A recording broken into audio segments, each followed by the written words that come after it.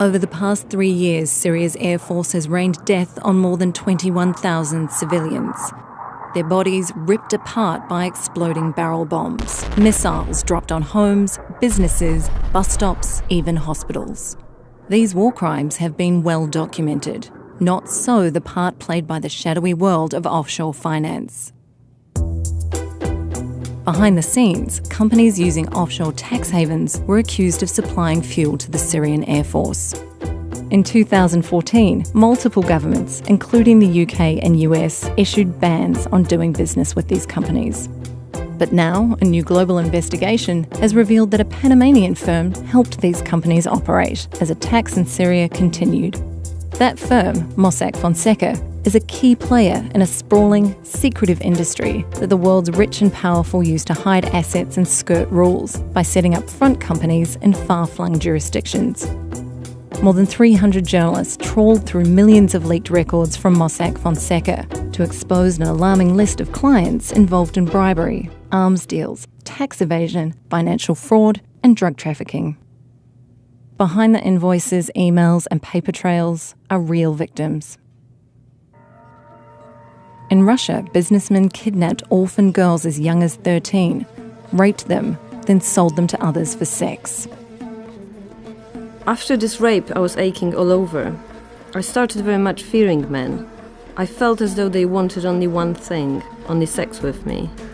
When I was taken into a foster home, I felt as though my foster father would rape me if I'm left alone with him.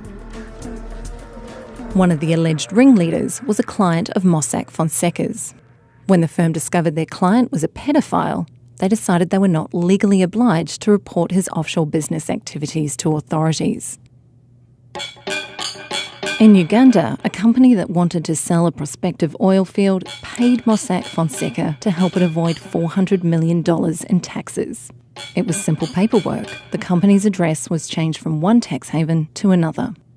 In a country where 1 in 3 people live on less than $1.25 a day, $400 million represents more than the government's annual health budget. Uganda spent years in court trying to force the company to pay its taxes. Meanwhile, hospitals in the shadow of the oil field lacked funds for even the most basic equipment. Patients slept on floors. They were asked to bring their own medical supplies, like sterile gloves and cotton balls.